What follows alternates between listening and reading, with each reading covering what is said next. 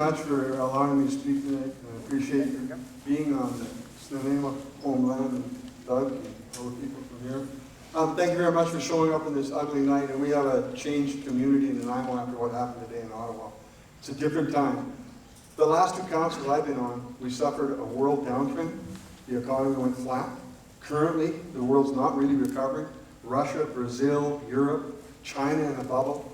We have some changing things. We have what I would consider today is homegrown terrorism, which I don't want to become a different Canadian because of that. I still want our rights and freedoms to be protected. But what I'm going to talk about here is the communication and the positive message that everybody's bringing forward here. And I appreciate the fact that you have put your name forward to take this very tough position.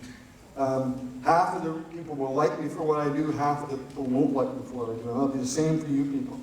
It's a tough position, but I hope to represent you for another 4 years. It's like a sentence sometimes to me. I'm a fighter and a battler, and it's really tough.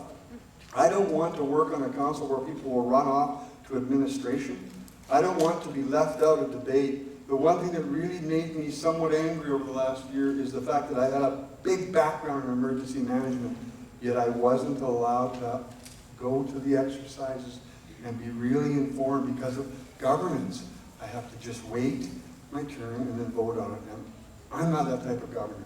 So if you want someone that's going to sit back and just read the odd report, or you're going to vote for me, someone who's going to ask questions, ask tough questions, and try and make tough decisions. And I can change my mind. I'm fairly open-minded for those of you who know me. And one other thing I'm going to say, when you catch about 80 or 90 email a day, 20, 30 phone calls, it's hard to get back to everybody. But everyone on council and all the people here do read your information and work for you. So I appreciate your time. I look forward and would respectfully request your support, and congratulations to all those who put their name in, and good luck. Thank you. So, is there anybody, newcomers that would like to ask Jim a question? Go ahead. Here. Oh. You mean, could you stay over there, Gord? You got a cold. I'm gonna go over there and cough on Jim. No, I wouldn't do that to you, Jim. The other night you stood up for a gentleman who had come up with a great idea, and I commend you for that. And I've seen you do that over the years. You seem to truly value the input from citizens, whether they have initials behind their names or not. Do you plan to continue to do that, and how would you encourage other people on council to do that? Well, thanks, Mom and Dad.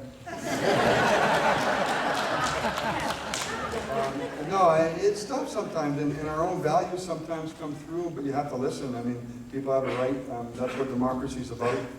This is a tremendous community.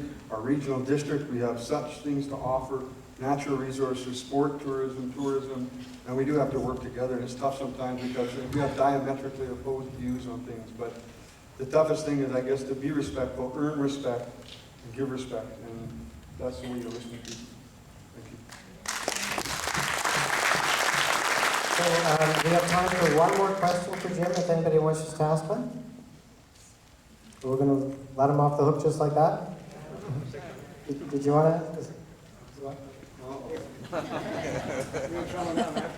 Oh, I'm not mom or dad.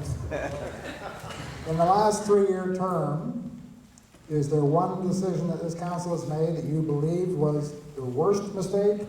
And what's the one thing you thought the council did that was the best decision?